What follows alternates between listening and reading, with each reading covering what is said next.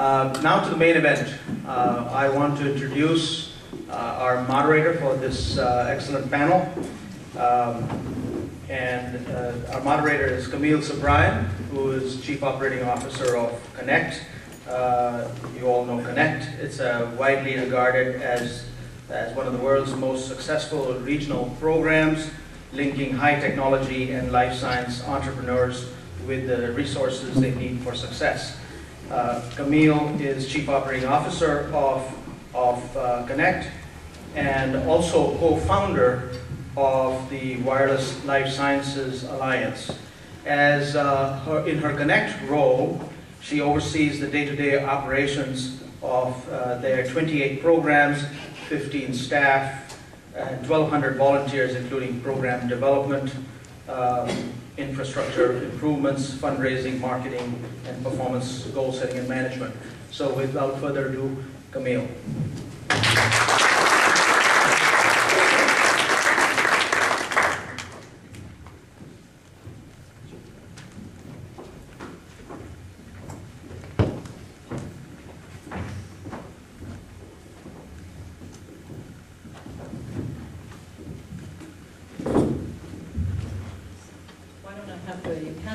As well and get comfortable so that we're not interrupting the session.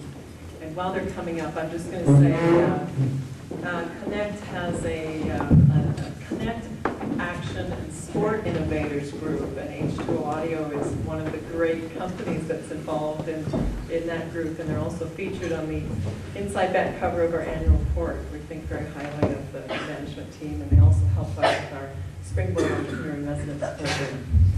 Thank you. Well, welcome to the future of e-health, convergence of wireless and healthcare. We have an appropriate group up here today. I was checking dates and I discovered that it was 8 years ago that Darrel founded the telehealth special interest group for what was then the San Diego Telecom Council, which means he must have had Philometron going before that. So he truly is a pioneer in this space. And about 4 years after that, the space really began to take off at a snail's pace internationally. And Don Jones, another one of our panelists, and an investment banker named Rob McCrae, and I got together and created a new trade organization so that we could draw all these players to San Diego and really get the word out that San Diego was the center of wireless and the center of devices and diagnostics and pharma, and could be a big player in this space. So we founded the Wireless Life Sciences Alliance, and this year we'll hold our 3rd annual investors meeting and our 4th annual Convergence Summit. Karen Winston, who's sitting directly in my line of sight, back waving to you, is the program manager at Connect, who organizes these events, and she's put some information like this on all the tables. Day 2 of the Convergence Summit is something you may be interested in if you find this session to be helpful today. And Karen can answer questions and see about getting you on the interest list. This fall, we're also holding our first technical conference at Qualcomm, so you may want to watch your email for information about that as well. We're just starting to put the framework together for that.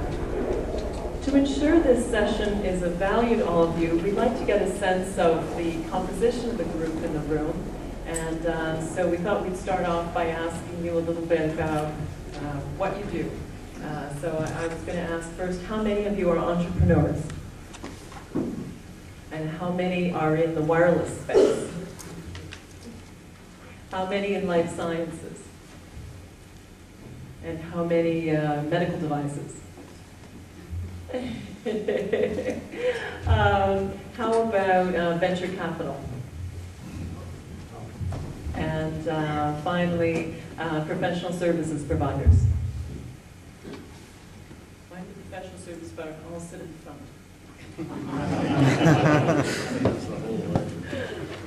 So that's very helpful. You all do everything.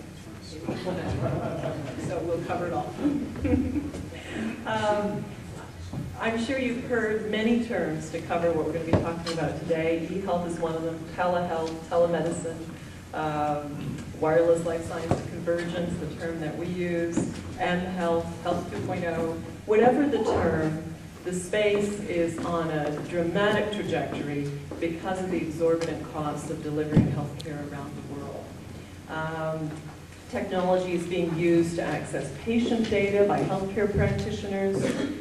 They look at history, lab results, prescriptions, insurance information. It provides real-time monitoring of patient vital signs. Now, technology has advanced enough that we can give direct patient care via devices, including advising on nutrition, testing glucose as part of managing diabetes, delivering messages to people to encourage compliance with drugs or healthy behaviors. President Obama has earmarked some money for health information technology, and so there's already a queue lining up to attempt to get a handle on where that money's going and to get some of it. And on the innovation side, innovation's happening on every front. Mobile and wireless architecture, mobile devices, sensor technology, different types of wearable or digestible devices for monitoring applications and services, pervasive computing, nanotechnology, biomonitoring, home monitoring, and advances in drug delivery. And as this takes place, the whole field accelerates. Monitoring is already possible in terms of heart rate, ECG, EEG, blood pressure, blood oximetry, and other parameters, movement, especially in the elderly, gastrointestinal telemetry, fall detection, and location tracking. You're going to hear more about this from the panel. This is also a field that has had its share of challenges in 10 or 15 years since Darrel has been involved in particular. And that's really one of the reasons we launched the Alliance. You know, there are regulatory issues, reimbursement issues. Investors came from wireless, from science and devices, and didn't necessarily understand the entire space. There are challenges of getting elderly people to adopt devices or designing devices so that they're seamless with the rest of your life. Most importantly, one of the big challenges has been really thinking about the real needs in the space and creating technology to solve those needs. Darrel gave me a statistic that over the past 15 years in the space, there have been, how many? Over 100. 100, I just couldn't believe it. That's 100 companies, and many of them have failed, and many of them have failed because they had a gadget and then looked for a solution instead of looking at the problems and developing the gadget to meet those problems. So that's one of the areas we're going to be focusing on. So with that overview of the space, I'm going to ask the panel to introduce themselves, and each person's going to take a minute or two. And I'm going to start with Sanja Ilic, or Ilic, you can pronounce it apparently either way, and she's with Triage Wireless. Thank you. My name is Sanja Ilic. I'm a physician with... Can you hear me now? No.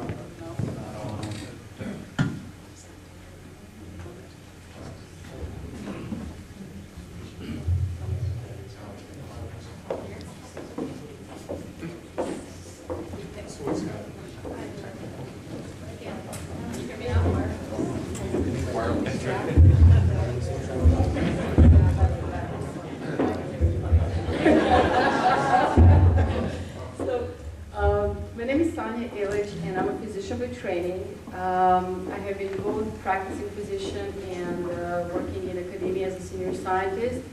I have been also industry executive at Medtronic, where I led clinical research on a worldwide basis. I was also global head of clinical research for Johnson & Johnson, one of their medical device companies. I led clinical regulatory medical efforts for Pharmaceuticals company.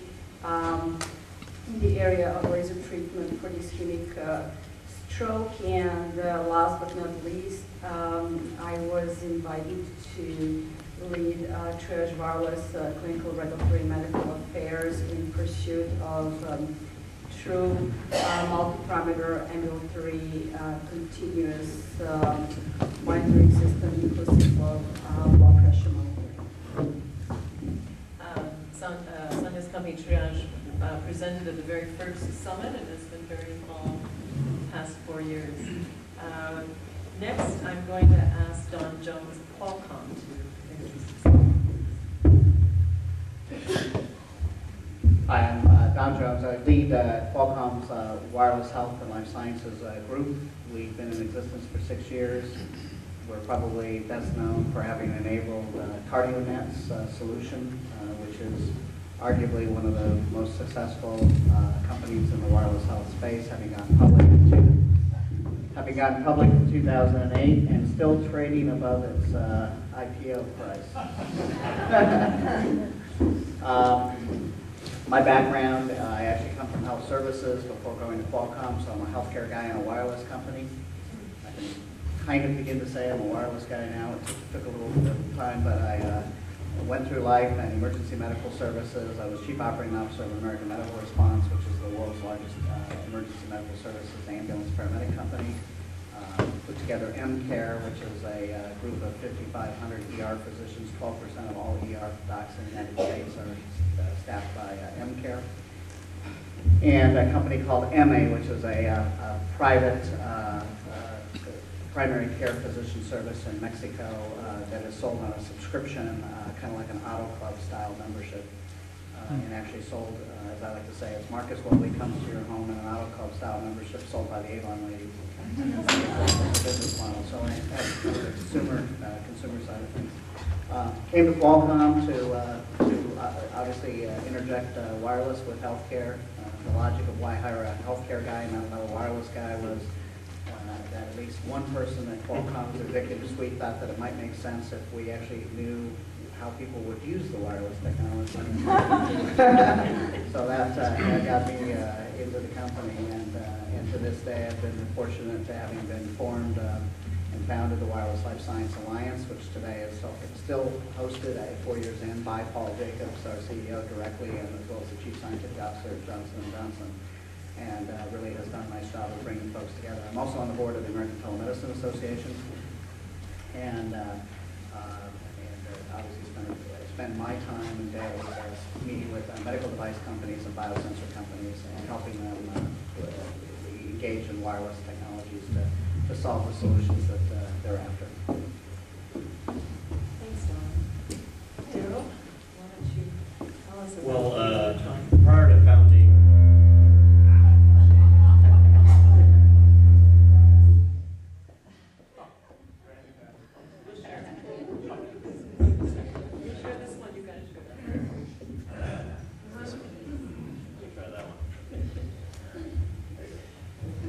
Let's do it this way. It's a lot easier. Maybe a cell phone that works. Can you hear me now? Let's see. Prior to founding Philo, we call it Philometron. It means friendly measurements. About 8 years ago, I was with a small law firm out of Boston called Gillette. I owned a small firm out of Germany called Braun that was bought a group that was trying to build $1 billion product category called personal diagnostic appliances, based around or cornerstoned off of the ear thermometer and blood pressure cuffs. So I've spent the last 15 years in this consumer medical device business, and you're right, there has been some painful years of realization of what's real and what's not real. Philo is a medical technology accelerator. We kind of morphed after a couple of years when we got an offer we couldn't refuse. We were developing a technology, a DARPA-funded program to develop a dehydration monitor for soldiers. And the opposite of dehydration is edema. And the number one expenditure by Medicare is an edema-related condition called QP compensation, which is for a congestive heart failure patient.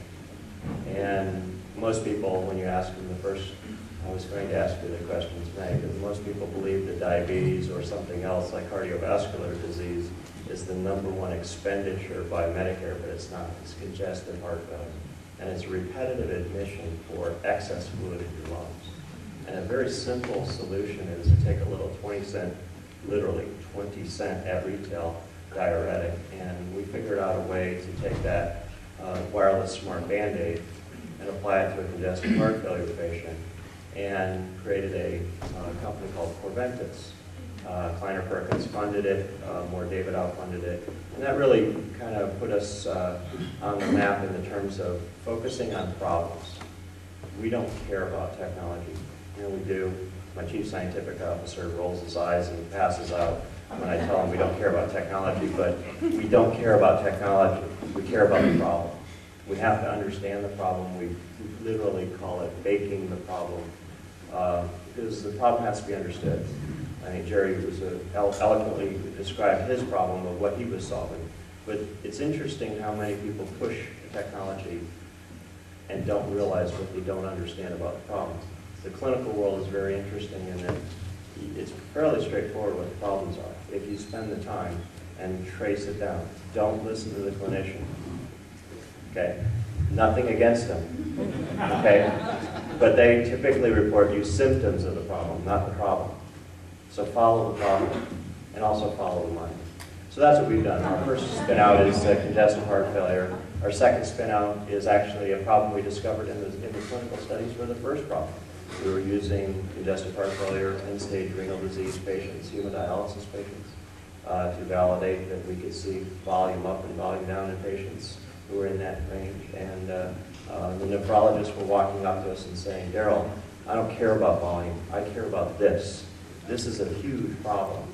And we're saying, well, what is really the problem? And we went into that activity. And this is a model of how we approach these, is we bake them.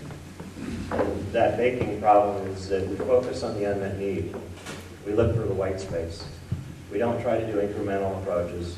Guys like Medtronic and St. Jude and Johnson know how to incrementally advance a product very nicely. It's the white space that's the opportunity of those tangential or those integrative activities that we look at. And so what we found is our first one was Corventis. It's out, it's marketed, the product is approved for distribution in Asia and Europe. It'll be here in the United States. Our second product is in development, NIH, DARPA funded. And our third product is probably the one that I have the most passion for because I've been studying it since 1995. That is in the area of calorie management. And that is, we have a patch, a wireless smart Band-Aid that goes on your body that talks to your cell phone, tells you how many calories that you've burned, but it also tells you how many calories you've eaten without any input. Okay? So we figured that out. We figured out the jewel in that market. So we're moving forward in that area, and we're moving forward in a number of different clinical problems. You can see that the problem we solved in the obesity market is a diagnostic that's tied to a service. It's not just a device. So it's no longer, it's very rare that you're going to be able to develop a device on a single parameter anymore. Glucose is probably the last one you'll see. Most of them, in terms of physiological monitoring or the diagnostic, are multiple parameters that you're looking for to combine to say that you are who you are. Okay? On the therapeutic side, it's a little bit different animal. We really try to tie all of our diagnostics to therapeutics. And that's one of our smart Band-Aids. It's a patch that is both for the CHF and this is an interesting chart that we work from, and that is that what we call the care continuum. On the far left of the chart is the trauma site, if there is a trauma, and on the far right is a quality of life application. So you can see the whole care spectrum of chronic disease kind of in the middle, and the acute care, which is what we're spending most of our money today, on the left side of the chart. But if you'll press the next button, you'll see that the data volume and the bioparameter rate of change is different. Meaning, the next one is different than the number of patients is on the right. So interesting. So if you move to the right and started monitoring and preventing, you possibly could prevent the left side. What a unique concept, preventative maintenance. Okay, so if you look at this, there is a relationship here that is related to the wireless industry, and that is the data volume. How much data are you going to get off, and what's the latency related to that? On the left side, it's problematic that you have an interruption in data communication. On the right, you know, the fact that you don't get your calories in the last 10 minutes is probably not a big deal. So, yeah. Come on, Darrel, we only do preventative maintenance on our cars. Yeah.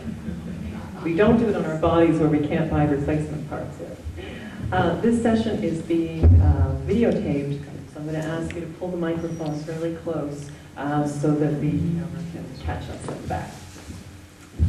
So with that, I'd like to kick off this evening by honing in a little further on what Darrel was just describing. I'd like each of the panelists to talk about the greatest challenge that they see from each of their vantage points in this space. And Sanja, let's start with you. I have been asked to talk a little bit more about what are the challenges that wireless technology is facing in hospitals and why is that. Darrel's point, first we need to understand is there any unmet medical need and what can be used of technology in hospital settings, and if so, how can they be better or cheaper than what we already have in our hospitals. I don't know if you're aware of, but I wasn't recently that 80% of patients within the hospitals are not monitored.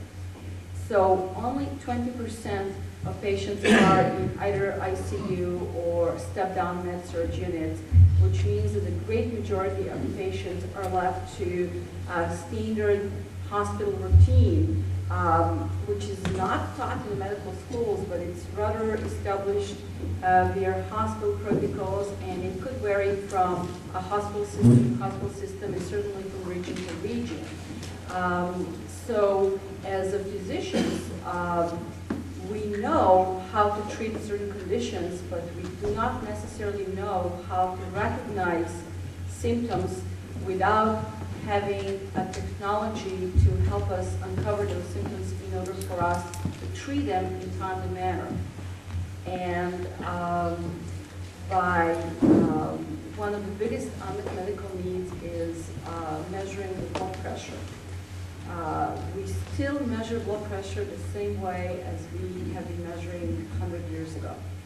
So they have no advantages in this area in a patient that are not tied into very bulky and not portable systems. It's only patients that are tied into catheter-based systems or the patients that are bedridden are being monitored.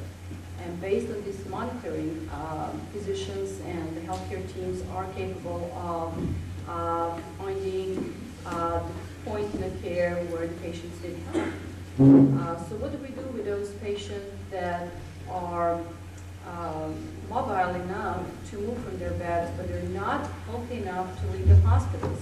We do not have any system at this point in the 21st century that's capable of monitoring. So that is one of the gaps that Triage company is trying to bridge by developing a system that's capable of measuring all these activities in a non-invasive manner, but at the same time is capable of sending the information in the right way, in the real time, to physicians in order to empower them to make a right decision in a timely manner. The number one serious adverse event in the hospitals is fall. And at this point, we do not have a way to track our patients walking down the hall and alert nursing and the physician teams on potentially tragic event, because fall may be as simple but could be a sign of the myocardial infarction if it happens in the restroom early in the morning. That is the number one place for myocardial infarctions to occur, and we do not have monitoring in those places. Traumatic brain injury, we were recently witnessing a very small, bizarre fall on the bunny hill that led to tragic death.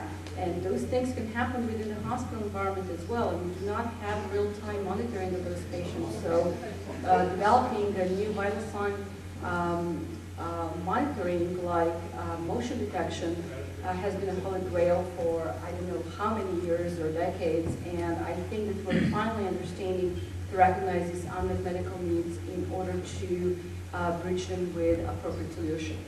I would just add one more thing, that it is not just understanding from the physician perspective what we need, it is also understanding how to apply technology within the hospital systems, because until recently, computers and softwares were not even regulated by FDA and the regulators alike. And now we're also facing not only challenges from the medical perspective, but also challenges how to bring the cell phone type of technology within the hospital systems and regulated within the FDA.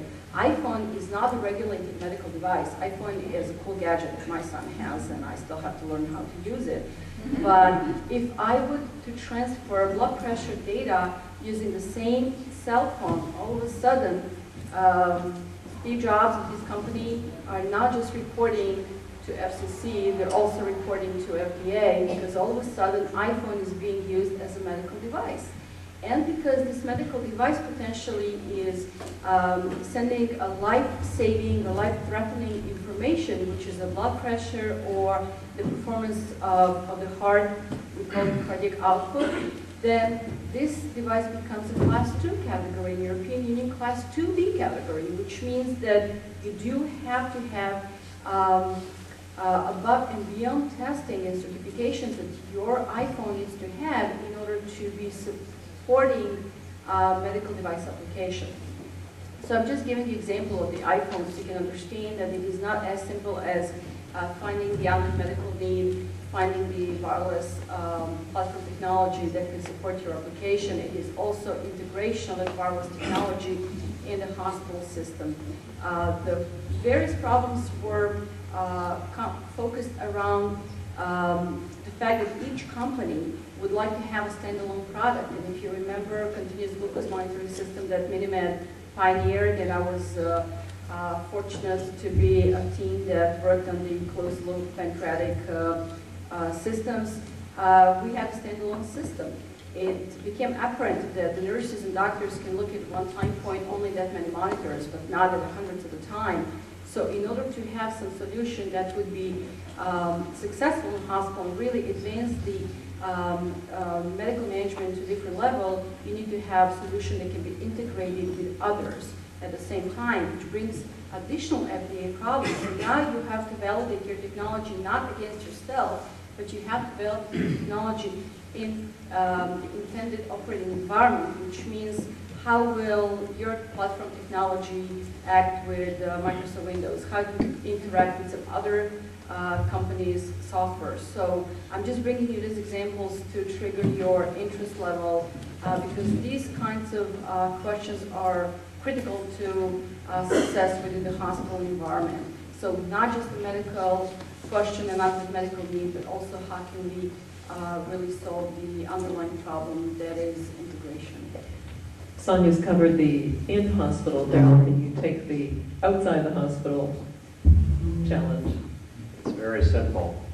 75 cents on every healthcare dollar in this room is not controlled by a man.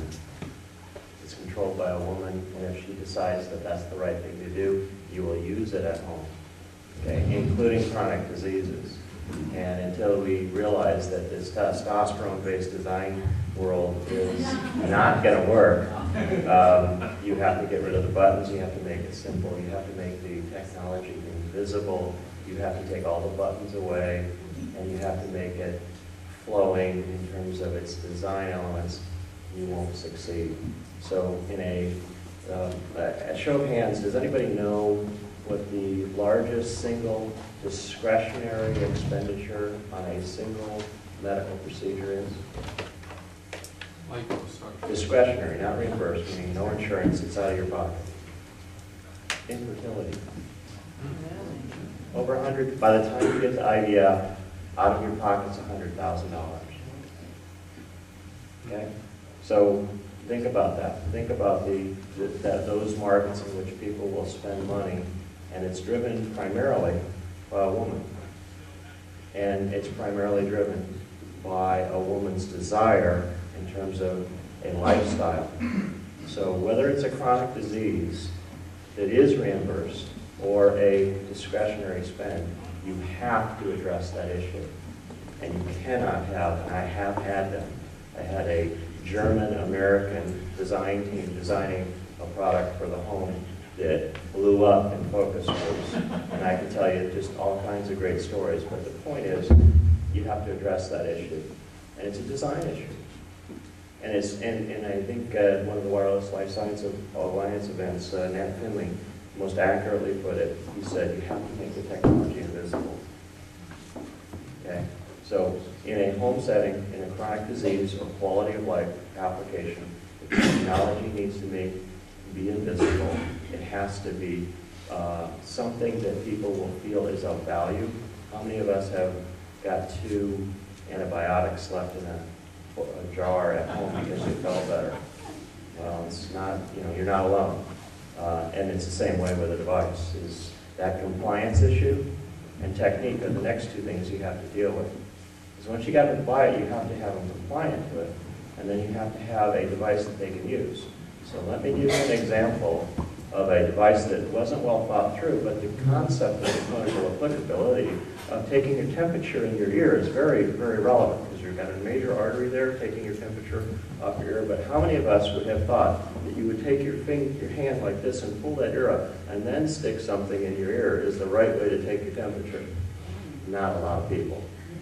Okay, so the point is you have to make it user-friendly. You have to study the problem well before you start designing. Otherwise, you're going to end up with things like this, where you have to pull the air to get the ear canal straight so you can get to the tympanic membrane.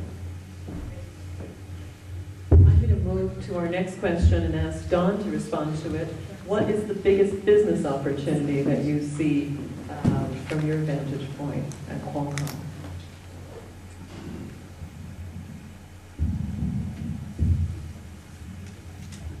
So if I answer this question about the biggest business opportunity, I can answer it a number of different ways. One is, if I answer from a device perspective, where are we going to see the most number of devices? And I would say we're going to see it in 2 areas. We're going to see it in wirelessly enabled, what we call smart band-aids, both of which these 2 companies here are examples of making. The smart band-aid space is going to be quite large. There's already many, many, many Fortune 500 companies in the space, as well as many interesting startups in the space. And the market volumes we believe are going to be measured initially in hundreds of millions over the next, say, 5 years out, and into the billions of unit volumes over a 10-plus year time frame. But we also believe we're going to see it in smart pills. And this is actually wirelessly enabled pills. And this could also be billions of units. And just to give you an example, if you think I'm making this up, I actually have wirelessly enabled radio pills here that are in clinical trials today. When you take this and ingest it, your stomach acid forms the battery acid powering the radio. The pill actually screams out and says, "I arrived," and it passes along a serial number, your stomach pH and heart rate, actually at this point. Right now being used for compliance for TB and some mental health drugs in a couple of trials. Less than a penny per pill in cost structure. So you can see a lot of different uses. So you see public health uses with tuberculosis drugs. So those are where high volumes are going to come up. But if you actually look at where value is going to come, value is going to come in predictive modeling. So it's going to be math. But the real value is going to come out of the math out of all this data. So I think in the back-end services, and when I look at what's the biggest kind of opportunity here, it's understanding that if you're a drug manufacturer, you may actually be creating a drug system in the future.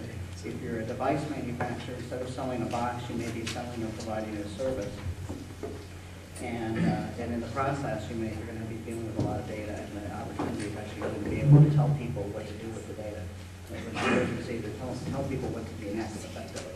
If it's the consumer, advise the consumer what to do. If it's the physician or nurse, it's advising the nurse what to do. And that's going to come out of a the math of predictive modeling.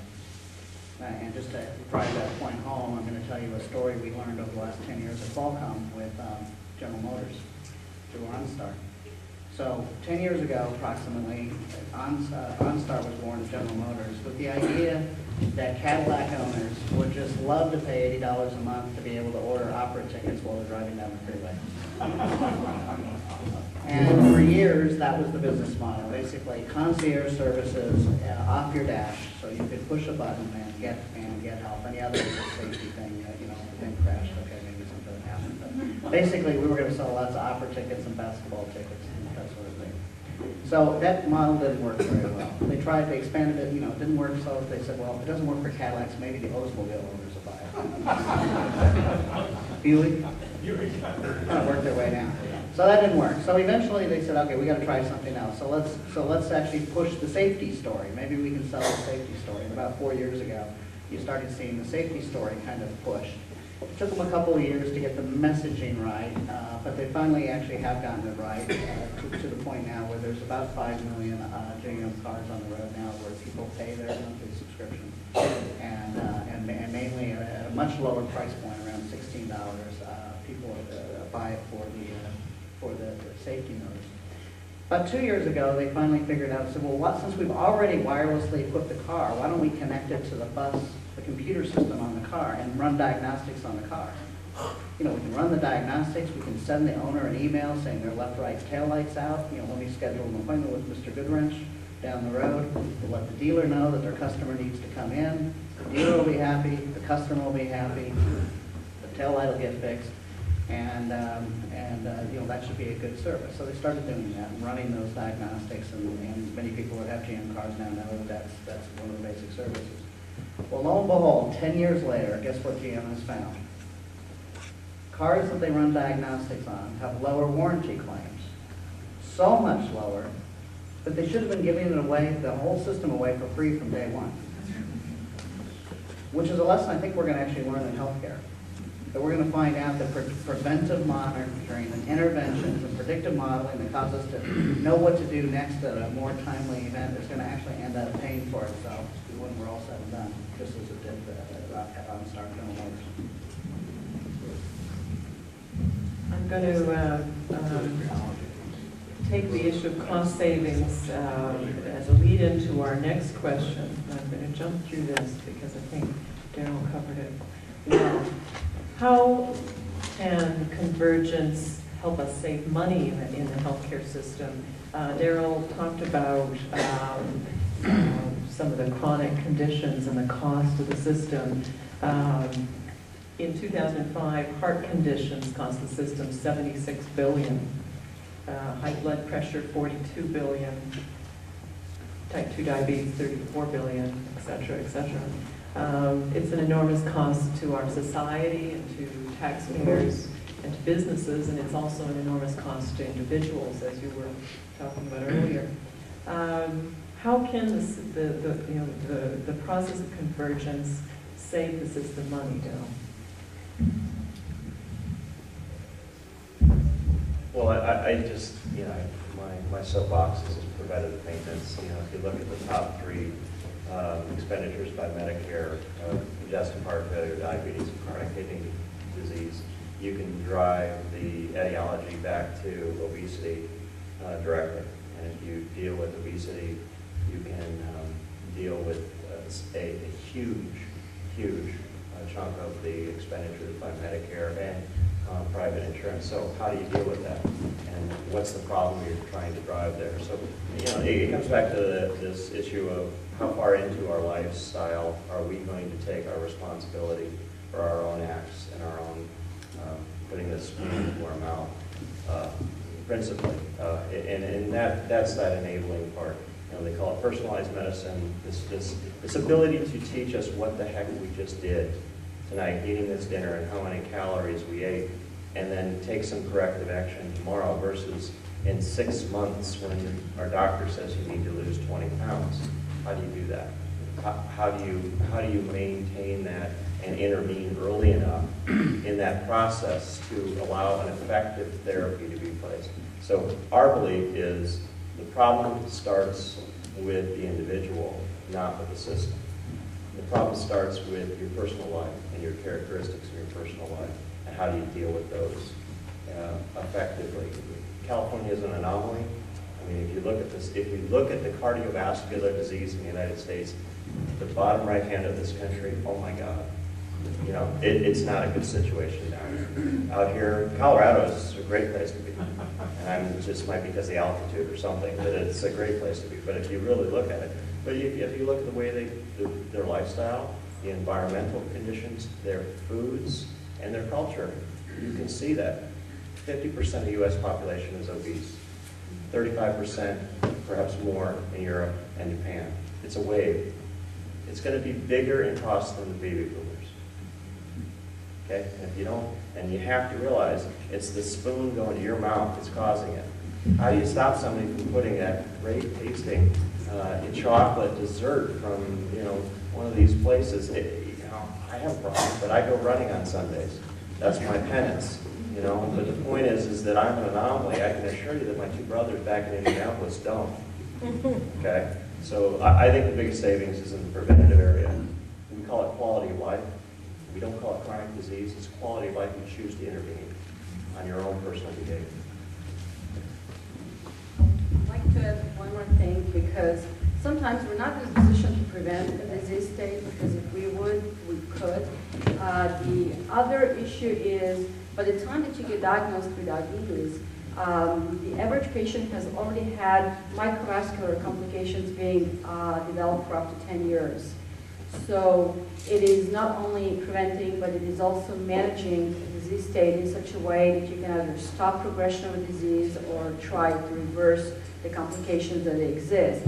And that is where I feel that the wireless technology has a tremendous opportunity, because it will allow us to collect the data in a real time that otherwise we would not be able to, and based on the data collection, we'll be able to deliver smarter algorithms and disease managing states, and further advance the medicine to a next level. Because at this point, I think that wireless can be that missing link between the diagnosis and treatment.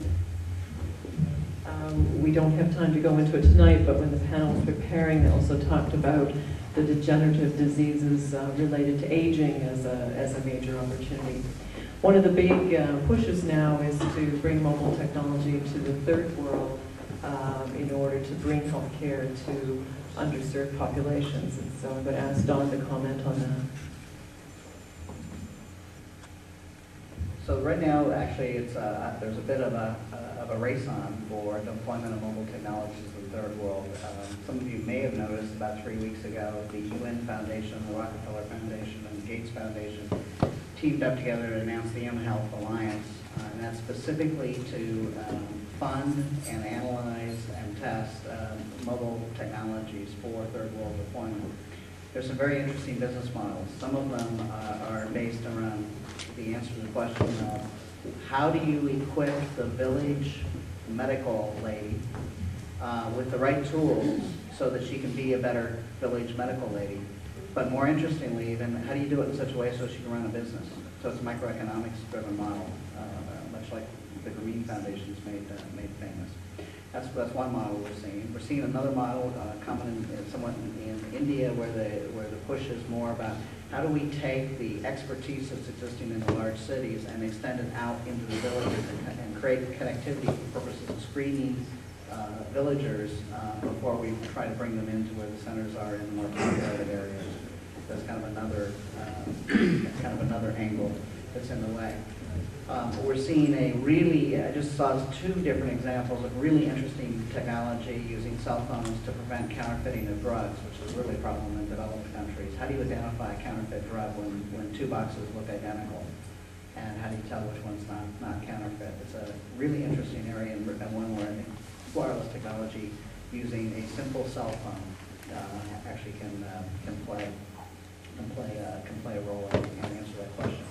And then text messaging. Text messaging, if you were to say, what's the easiest thing that you could deploy today? And I think you could deploy text messaging tied to what I call event generators. health IT systems have events in them. You can think of a very, very simple example. Your physician probably has a practice management system where you book your next appointment. That schedule knows when your next appointment is. It can create the event that sends out a message saying, would you confirm, push 1 to confirm, 2 to reschedule my next appointment. Very, very simple. Instead, what do we do in the United States? We have the front desk girl call us on the phone and not to reach us because she ends up leaving a message on the answering machine at home, which is really stupid and really expensive, and there's a very inexpensive way out there to take advantage of it. But now apply that same technology to lab results, to a lot of other things that go on in medicine. So just so you get the information faster and everything can kind of move along faster. I think we talked about the cost side of medicine, but there's another cost side to the consumer, and that's the convenience factor. And in healthcare, it's been kind of estimated by a number of other things that 85% of the healthcare dollars are spent only after a physician or another healthcare professional that has the ability to give orders. So nurse practitioner, PA, optometrist, podiatrist, those are all in the same category, intervenes. So in other words, the nurse at the hospital doesn't give you 2 aspirin until she first gets hold of the doctor and says it's okay to give the patient 2 new aspirin unless there's a standing orders written. So we have this roadblock, so to speak, in the way we practice that basically says nothing gets done until the doctor or the other order giver gives the order to do the next step.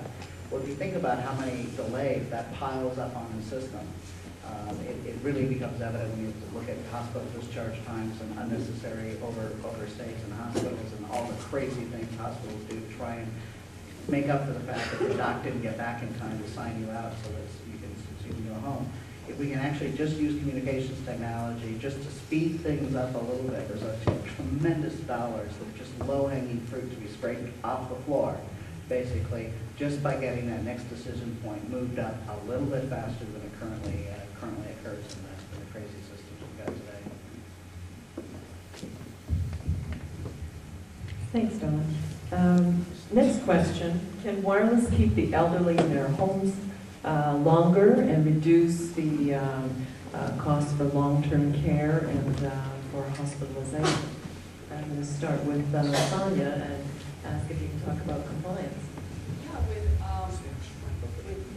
the smart pills that Don has demonstrated nicely, I think was a very nice introduction to how can we keep not only elderly at home longer, but how can we keep patients outside of the hospitals. Average length of stay in the hospital is like 4.5 days.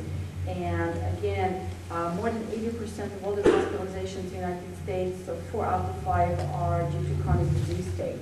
So what can we do to manage those chronic diseases in such a way that we would prevent those repetitive hospitalizations? And one way is to deliver or develop a monitoring systems that will be able to monitor, first of all, patient state in terms of vital signs, patient activity level, which is critically important for not only elderly if they would fall, for Parkinson patients, for patients battling depression. It's critically important to know whether or not they're moving or they're sitting, and that is by far the most important predictor of depressive patient outcome.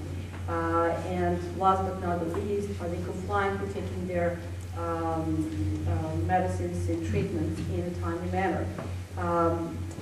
Again, just monitoring their compliance would be a huge leapfrog, but it would not answer our fundamental problem, which would be how can we close the loop and how can we provide patient healthcare providers with the feedback mechanism so they would know how to better titrate their management. So that is where I would see potentially completely new industry forming, which would be how to better send the information from the patient house to physician or healthcare provider in the real-time manner, number one. And number two, how can we develop smart systems to trigger alarms when the patient state is deteriorating so we can prevent fatalities and have the rapid response system reach the patient in-house in a timely manner, which would be what Don has spent a good portion of his life working for the AMR. So really tying the whole system together in the closed loop system, I think, is the holy grail, and not only one company but multiple companies are now pursuing answering that fundamental problem. Don, do you want to jump in on this one? Well, I brought another example, and that's kind of fun, that kind of illustrates the point. So this is the electronics control patch for a drug delivery system, fluid drug delivery. You can kind of think of it as a disposable Band-Aid. It's essentially a disposable IV pump. It's not truly intravenous, but for surface amount. But what this means is that drugs can be remotely dialed in. Think for pain management. Think for pain management on narcotics, where the physician does want to basically say, yes, I want to know more information about you. I want to know biometrics that are being measured actively off of you before I, give you another jolt of morphine here. So this is the panel that allows that morphine jolt to occur, and the doctor can be across the other side of the country when it happens. So I think these are just, there are many examples of how folks can be made more dependent at home, whether they be simple devices like the personal emergency response industry starting to adopt cellular technology so that you can have those same kinds of experiences not just in the home, but when you walk out to the garden or walk down to the store, to these obviously much more complex medical devices and therapy management devices, and some of the devices I don't have here today, but implants that are drug delivery systems, implants that are neurostimulators. We keep an active chart on how many wireless implants are currently in development, and we're well over 100 right now for wireless controls and physiological monitoring. A couple of trends I think that would be useful, that are interesting for you to keep track of, are the FCC setting aside additional, just now beginning to become finalized, setting aside additional spectrum specifically for Band-Aids, smart Band-Aids to be worn in conjunction with medical implants, and the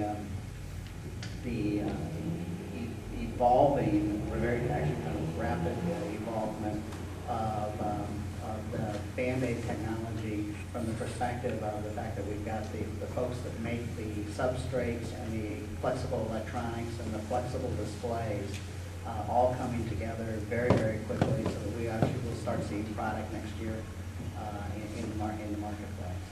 And I'll just add one other comment in the question Darrel raised here about costs and incentive people. Hopefully we won't reach the position the Japanese have already reached, which was, it started last year in 2008. The Japanese government enacted new legislation that said when you turn 40, you must have a metabolic exam, which is basically weight and chest and waist measurements. If you fail the exam, your company will pay a financial fine and pay more to the health trust. And so starting last year, people had to line up at work and get weighed.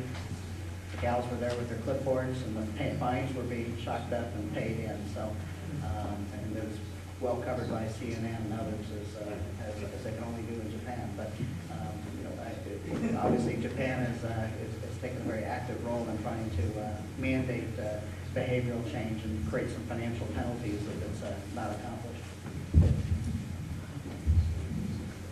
It's interesting and sad, actually. The last time I was here was for the funeral of a very successful attorney. She had, just a little bit older than I am, and she had 3 children and a grandchild, and her husband was a critical care specialist for Sharp, and this technology could have saved her life. So you imagine, you extrapolate that out over populations, and you can imagine the impact. I want to focus in for a moment on the Obama stimulus package and whether this sector can look for some funding from the package. And Darrel's going to speak to that.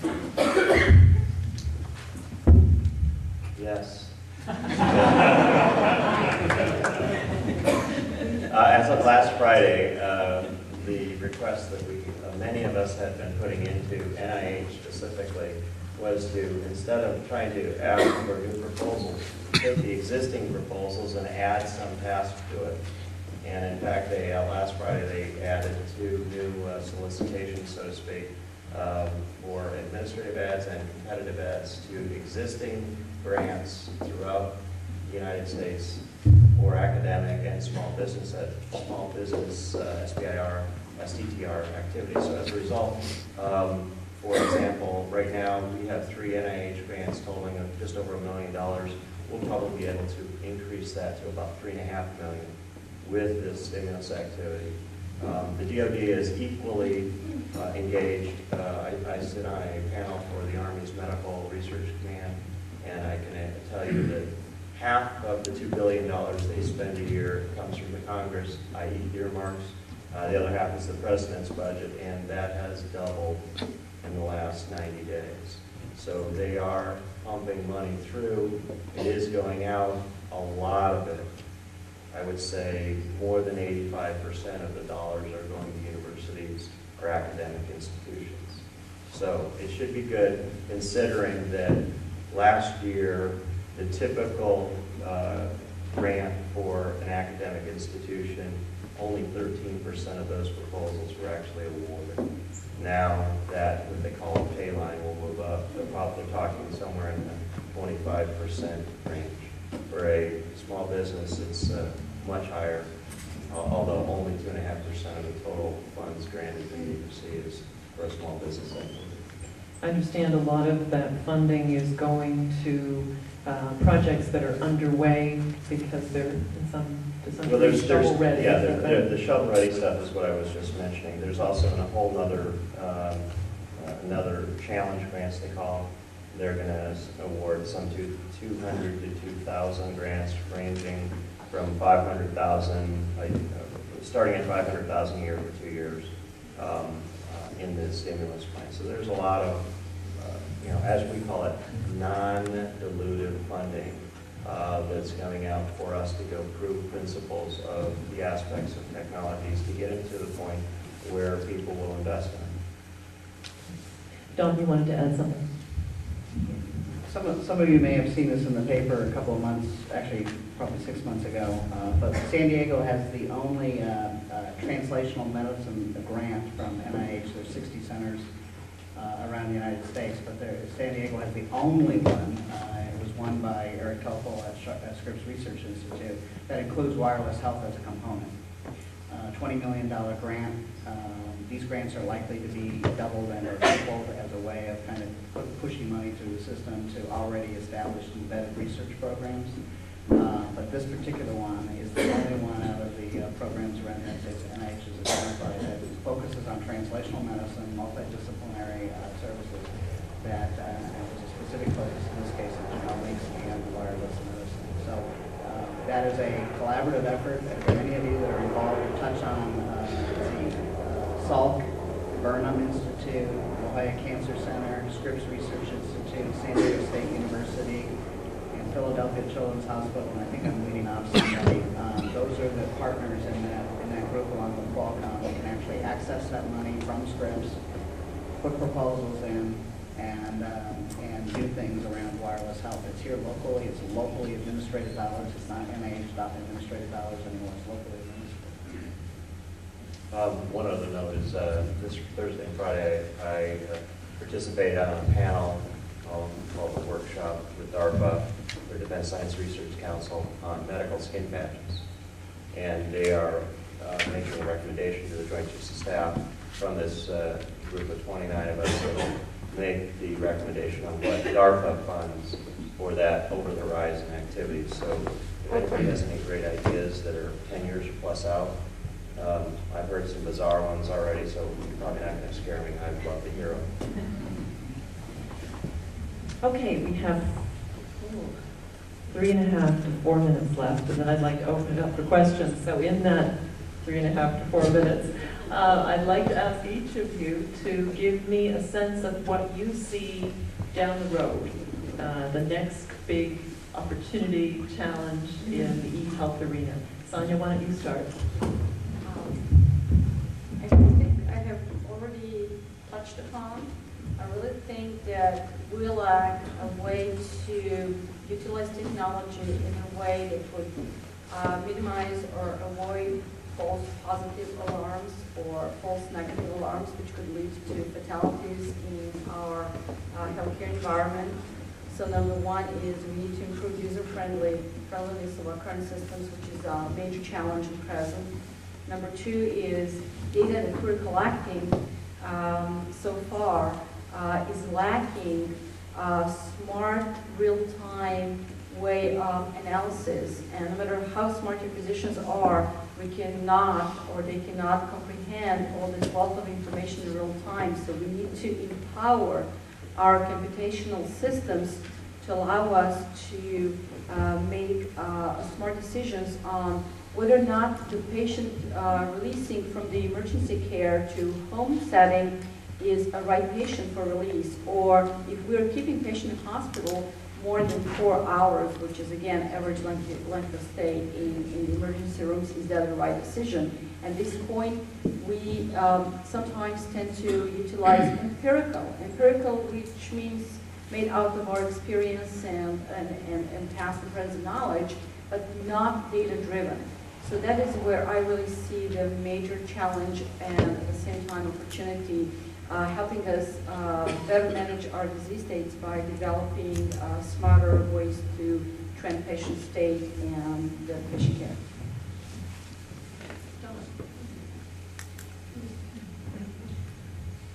Well, unfortunately, I'm a little, my news is a little more pessimistic. I think in the next, the big frontier is going to be fixing the error. We're just going to invest in electronic medical records. So we're going to spend about $19 million on essentially going from a pad of paper to a typewriter. And what I mean by that is nothing in what's currently planned here is really going to force integration of records. So we're going to automate doctors' offices. They're going to get subsidized computer systems. And unfortunately, they're not going to interoperate with each other. So just because your doctor has a computer system doesn't mean you can share anything with the next guy's computer system or gal's computer system. The government's going to make a lot of noise about trying to come up with interoperability standards, and they basically aren't going to, it's not going to end up getting done. We may get electronic prescribing. The DEA may get out of the way and allow us to do electronic prescribing, because the DEA, and currently in the DEA's wisdom, giving doctors a piece of paper and a pen is less likely to generate fraud than using electronic data systems. So hopefully we get over that little hurdle, and that will allow us to collect a lot more data, be able to automatically populate patient medication lists. That could actually be one of the most progressive things we actually get out of this. So where we're going to see the opportunity is actually going back and fixing the EMRs that everybody's going to rush out here and buy. And I don't know if some of you saw it, you can actually buy an EMR at Walmart now. So just go to Walmart and buy an EMR system. Last week. So we have to fix them, and we're going to have to fix them by integrating multimedia data inputs into the systems. That will be from medical devices, from some of the things we talked about here tonight, but it'll also mean from various messaging platforms. It means as a patient, when you call in or email in or text in or instant message in or video chat in, that will be integrated into the platform. And none of the platforms, with the exception of one I know about actually that exists in the United States today, actually incorporates any of those additional multimedia messaging. So we've got the opportunity will be, first we'll have to go back and fix the interoperability problem. Two, we'll have to put the multimedia messaging inputs in so we can get both the medical devices as well as all the different messaging and ways we'll all communicate with our healthcare professionals built in. Darrel, can you give us a visionary positive perspective? Ditto. Don's right. I think it's, the area we focus on is not a device anymore. It's a system. It's got to be a system. It's got to be educational. It's got to be interactive. It's got to be compelling. It reduces compliance errors. It reduces technique errors. All of those things have to be in part of the system. And the cell phone as a platform has got to be the focus, or these mobile internet devices, or whatever it evolves into. But it's no longer going to be you going to your doctor. Close out, Don, why don't you mention some of the big events coming up of the feature? So for the wireless health space here, next week the cellular industry has its annual trade show in Las Vegas. This year, wireless health is going to be a featured part of that. That's at the direction of the board of directors, which is made up of the CEOs of the largest carriers in the world, actually. And so you will see, actually featured, hopefully it's supposed to be broadcast on CNN and CNBC, Eric Topol, Dr. Eric Topol giving a keynote address right in between the CEO of Verizon's and Al Gore's address, specifically on wireless health and the opportunities. So I think we'll probably see quite a bit of press next week generated. And you can see a little bit of the highlights if you go to the CTIA website now out there. And then this coming October, we were successful in encouraging the founders of TED, if you're familiar with the TED conference, the Technology, Engineering and Design Conference. There's a sister conference called TED-Med, which ran about every 4 years. TED's been running every year for the last 22 years. TED-Med's been running about every 4 years, and next year's TED-Med will be in San Diego. And we're going to, if you go to the TED-Med site, you will see quite a few interesting and eclectic folks speaking, ranging from Qualcomm CEO to Goldie Hawn. Not quite sure what Goldie Hawn has to say, but we'll find out in this space. I think they've got Spielberg planning to come. I think Michael J. Fox is coming. So this is a little bit like the World Economic Forum in Davos, but for healthcare. Here in San Diego, it's an expensive event, so if any of you can figure out how to, and you really want to go, you may want to figure out how to get a waiter's uniform or something together because I think it's about $4,000 or $5,000 to attend. But it's quite a coup for San Diego to pick up this event, and 3 of the speakers are on specifically on wireless health. Don is being modest. He and Dwayne Rothnick, CEO and the head of the EDC and the mayor and everybody got involved to get that event here and to lobby for San Diego, so it was pretty exciting. How many years, beside Al Gore, how many years have you waited for this now? 95. Long time. Too long.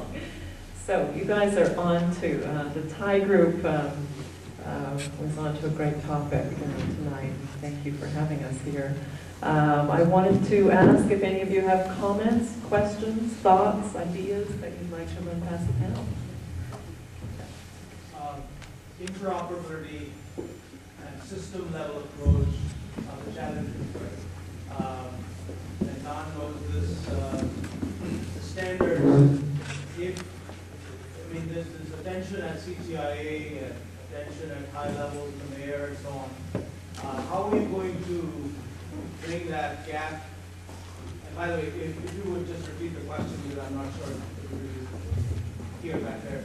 How are you going to help that happen, or is it going to take a number of years to get common standards, common spectrum in order to lower the cost? So how are we going to get common standards here in order to lower the cost? Interestingly enough, in the consumer health space, we're actually making a fair degree of progress through a group called Continua Health Alliance, which has about 225 members. It was originally started by Intel, but there are companies from all over the world that include OEMs and health service companies, medical device companies. It's a long way from being done, but I think fairly positively movement's going forward, and the consumer guys understand that if they get standards in place, their market can explode.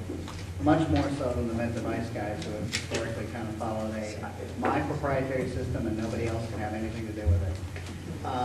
So I think we may actually see some light on the consumer side.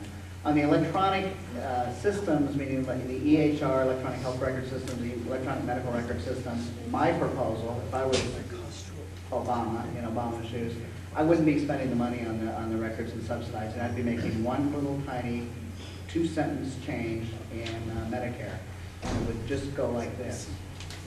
Doctors, hospitals, you can do whatever you want. You can buy whatever systems you want. But if you'd like to get a check from us at Medicare, and we ask for your notes and your backup, here is the format we will accept electronically.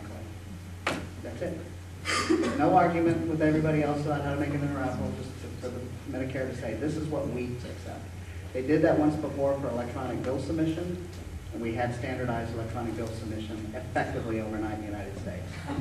So, that would be my approach to the interoperability on that system. Once you have that interoperability for submissions, you now also effectively have interoperability for sharing it across systems. So is there a champion in the government, like the CIO, for instance? There is actually just 3 days ago, the new healthcare czar, or healthcare, the director, I forget the exact name, the director of HIT, it's a more elaborate name than that, was just named to replace the old director. Some of you may remember David Brailer was the appointed director under Bush. So the new director under Obama was just appointed, and his name is Blumenthal. Yeah. Thank you. Gentleman, after that. So if I had a device, which, let's say I wanted to create a remote monitoring device for, what types of standards should I implement on that device? What about platform? Should it be a Bluetooth device? Should it be a Zigbee device? What type of device should it be for it to work? And what type of platforms are going to be supported by many of the big companies like Qualcomm and General Electric, Johnson & Johnson? Okay, so we're going to answer this. We're going to split it between regulatory, different. Yes. Well, what platforms might you pick if you were going to do a monitoring device tomorrow, and you wanted to put one together? I might actually suggest, for purposes of trying to prove whether you actually have a use case that's useful that you can actually do, I almost argue I don't care. It doesn't matter. Throw whatever you get together. Start using it to see whether you can collect data in a way that's useful for people. And we're actually seeing examples of that all over the place. We see a lot of Band-Aids, for example, being built using Bluetooth. Bluetooth is absolutely the worst radio you could possibly pick for the Band-Aid market. But it is the radio that's available today that I can quickly throw together. I can get my soldering gun out, I can put something together, and I can test it. I can test whether the use case works, knowing that I have to replace that radio with a much, much lower power radio in the future. And there are about 6 radios rapidly kind of evolving through both standards and through commercialization that are options in that case. But for purposes of how do I get something on patients that I can actually use and test and see what the use case pans out, folks are kind of reaching into the parts bin and saying, what do I have available today? As far as some of the other questions, and I'll pass here for FDA, there was a classic interview with the head of FDA medical devices in Palm Springs about 3-4 weeks ago, where a question was posed from the audience that basically amounted to, given the circumstances presented, is an iPhone a medical device? His answer was, no, it's not a medical device. And then somebody asked another question, he goes, well, yes, it is a medical device. Then his answer moved to, before he was done, to, I don't know whether it's a medical device. We need help to figure out what is a medical device. I then subsequently, because our own attorneys at Qualcomm started weighing in here, thinking that they're FDA experts, which they're not, and tried to decide what is a medical device or not. They were actually digging into the law and reading the law here, and I was amused watching them go through it here. So I posed my own question. I said, based on your definitions and the FDA, I'm going to ask you a question. I put my following question. I said, what is a device that senses impact on a human being, measures the traumatic injury, decides exactly what the class of injury is and what the organ injury is and the severity of the injury, and reports that to medical professionals? And I said, is that a medical device? And I uniformly, from everybody that in my little circle of lawyers and regulatory folks, they all said, of course that's a medical device. And I said, well, it's also called the 2009 BMW.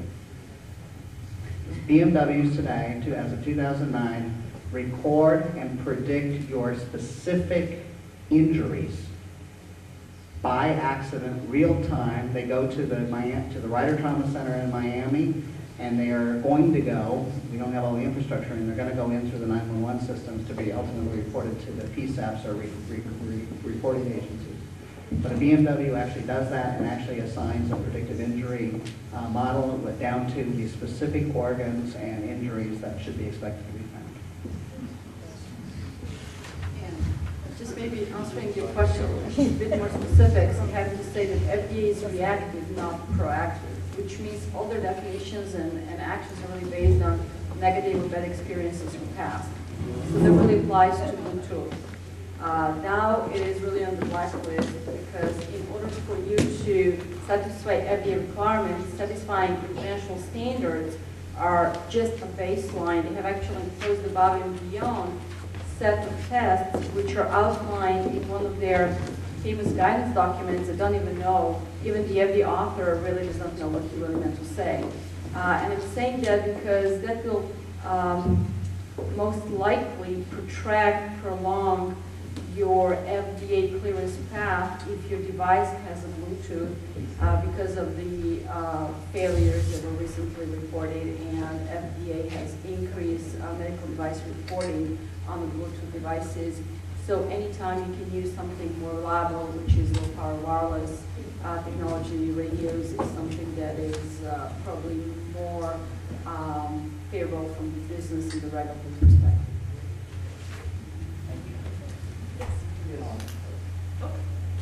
Okay, so you talked about what are some infrastructure barriers? You talked about the system itself. If you looked upon, you're making it easier for the patient, but there's a big burden on the physician now. All of a sudden, they're going to be getting this boatloads of data, and they have to report and make decisions on the patient, is it the right patient? I mean, has that even been addressed? Because this will be, it's great to make it easy adopted, but to really get adopted from a medical. So this is for me a fun area. I will repeat the question. But I'm going to start by saying it's an interesting slippery slope for physicians. And here's what I mean. The question is if physicians are going to be getting all this streaming data, how do they survive, basically? How do they actually practice? How do they interpret it, et cetera? And the answer is they're not going to get the data directly. There's going to be intermediary functions where the algorithms are going to be. CardioNet, which is San Diego company, has long operated this model. The data goes to a center, it's analyzed, it's packaged in a way in both a volume amount and in a format that physicians are willingly able to accept. The reason I say it's a slippery slope, and you have to look at this from kind of a global market perspective, the smarter the IT systems, in some cases, the less relevant the physician becomes. So much so that in some countries, much like we never had the telephone call, well, some of them don't have the physician, so there won't be the physician. So at the end of the day, there's also this area you can reach that basically says, well, we can create smart enough systems here, we can give feedback, and we can actually do it without the actual added cost of the healthcare professional. Now, I'm not advocating taking the physicians out of the equation, but I am saying that the intermediary process will get smarter and smarter and smarter in the process. And some of you may have seen this in terms of the computer systems that analyze mammography.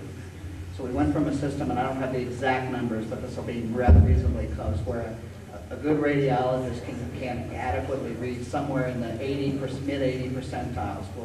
Well, let's make it better. Let's have 2 radiologists independently read, and we get about a 2-point increase in reads. Well, let's have 1 radiologist and a computer read. Well, we get about a 1.5-point increase. So the second radiologist only added a 0.5 point. So what if we just have the computer read? Well, we're back down to about the 85%, one radiologist again. So basically, for about a 2-point difference in accuracy rate, we're either spending no doctors, 1 doctor, or 2 doctors. And I want to be a little bit more positive and just add one really good example, which is, because I'm still a physician, which is the hypertensive drugs. For so many decades now, we are prescribing hypertensive drugs based on trial and error. We don't really know what the patient blood pressure is. And if you take a gold standard, which is auscultator, and you take 2 nurses to simultaneously measure blood pressure, most likely they will come with 2 different numbers. And if you put white coat on those nurses, you will get a 3rd blood pressure, which is stress-related. So by the time that the patient comes to the physician, we have usually no idea what the true blood pressure is. And that is the only number that you get, and that is the number that based upon, we prescribe you usually the cocktail, which is 1, 2, 3 medications trying to attack a severe problem. So going to these basics, how would I use the wealth of data? I would actually be able to trend patient state over time and titrate medications in such a way that I would be able to truly prescribe the amount of medication that would be required to sustain or improve patient's health.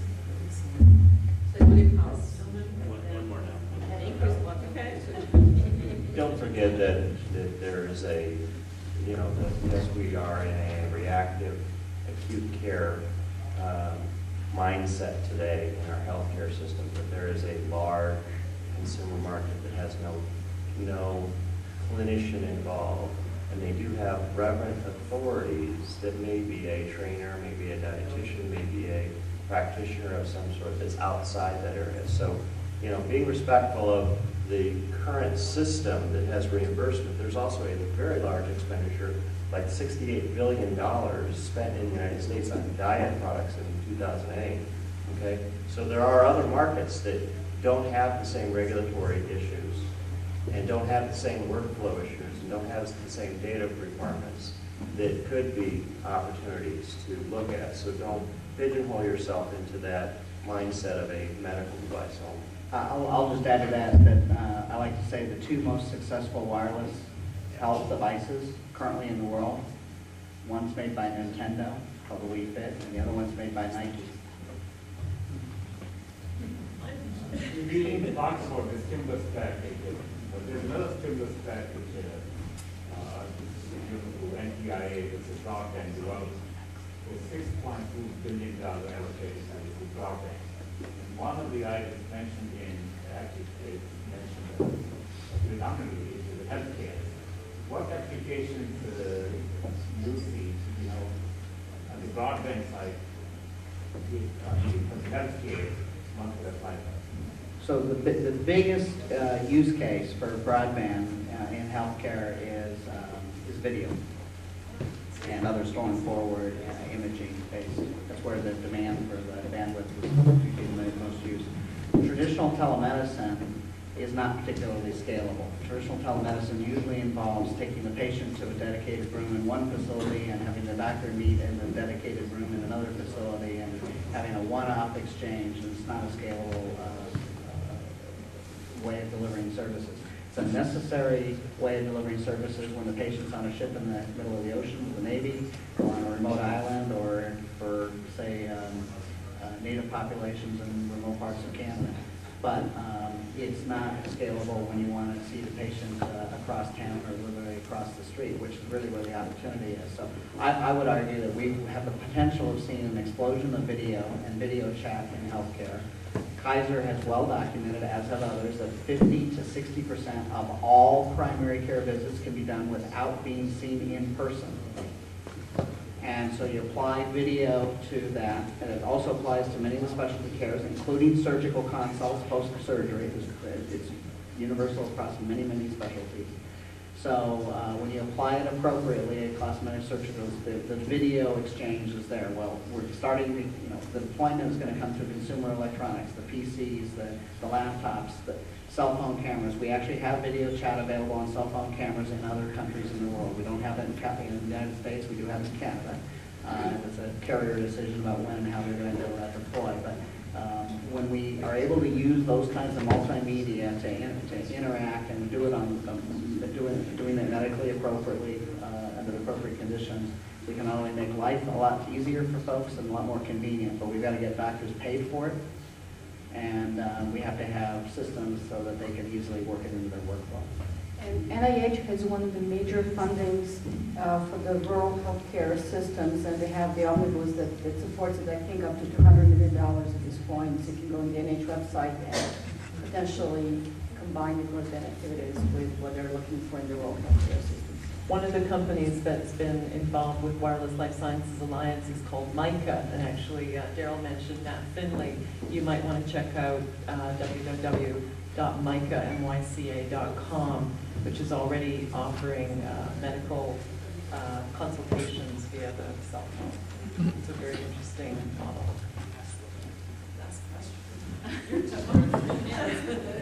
Right here. The lady in the ivory. Hi, Don. It's good to see you. I have a question. Both with lady position and you talk about wireless health, and it's terrific. How are you going to see you're going to have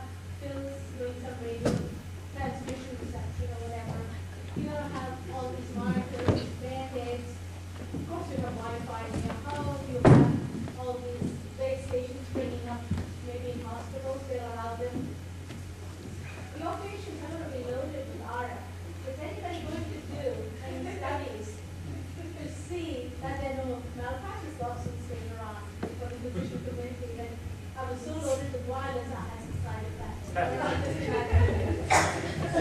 take that one, John. So, I gotta go. So I have no doubt we're going to see the studies, but I would suggest to you, I'm just not atypical, maybe a little atypical, because I've got 2 phones here. And for those of you that recognize the phones and quickly do a little radio count between these 2 phones, I'm already carrying about 15 radios. If you actually look around, of course we're not all active at once, but we're going to be surrounded by it. It's going to be a question. There's already a set of regulations, obviously, and tests around the SARS issue. But the reality is, I think this is the reality. The horse is out of the barn. The testing will come after the fact, like it has in so many other things in healthcare and in other areas. And it will almost have to be, because we're not going to be able to measure the impacts. That being said, let me just paint a slightly different picture. You're all taking medications of some kind or another. There's probably not anybody in this room that hasn't taken any medications. Chances are that medication that you're taking is only 20% effective. So you're unnecessarily putting it in your body today. It's having other reactions that you can't measure, that were never measured and never tested. And chances are, when that doctor wrote the prescription, 50% of the time he wrote it off-label. He or she wrote it off-label, meaning there was never any testing for the reason he gave you that drug. He or she knows from experience that this drug is probably going to work for you, so he wrote it off-label. There was never any testing for it. So under those circumstances, yes, we have a right to be worried about the radios and the radio impacts, but look around at what we're actually doing already. So it is really a cost-benefit or risk-benefit ratio, and I would remind you what history taught us. When the X-ray was invented at the beginning, one of the applied uses were detection or diagnosis of pregnancy. So I don't think that that many of us would use X-rays for that same purpose today. The next example is ultrasound. We thought it was absolutely benign and safe, and now we're learning that ultrasound technicians who are spending 8 hours a day, 10 years doing the same job, may have some neurological deficits. So whether or not the RF interaction would lead to some safety concerns is yet to be determined. FDA current set of rules is by far outdated to address a long-term safety aspect of the medical devices. So what I would see, the next step would be FDA would probably mandate some type of a post-market studies for the devices that would either cost too much money or would be applied in too many patients. FDA has no time or resources to focus on very small cohorts. If it becomes a public safety issue, that's when the FDA becomes reactive and imposes these post-market requirements. So that would be definitely one of the component steps. Just realize that they use RF in the ablation area, so if you do have any body fat, just leave the radio right there and it'll probably eat it away for you. On that note, I'd like to thank all of you for your interest and for coming out tonight and sitting patiently until 9 o'clock. And thank you to Darrel and Sanja and Don for their time this evening as well. And appreciate time having us. Thank you.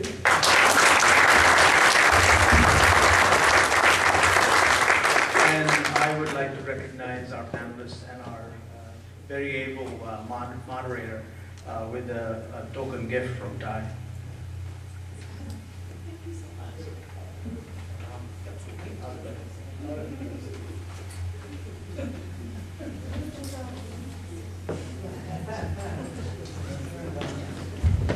The panelists will be around for a few minutes if you didn't get your question in. And I need to make a couple of comments just to close out.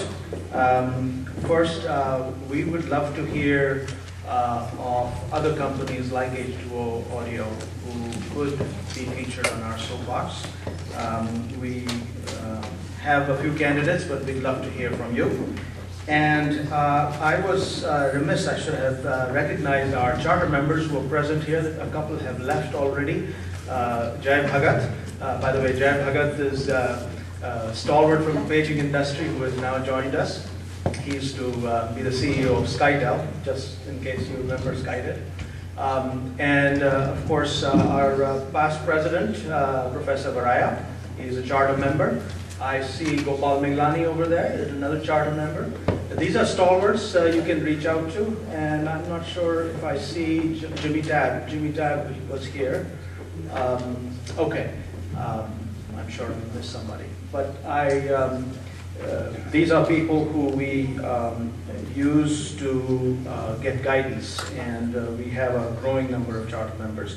The last point I'd like to let you know is if you've heard of the company called Infosys, the co-chairman of Infosys, Nandan Nilekani, has written a book that's being sort of now touted as another world is flat type of book, Imagining India.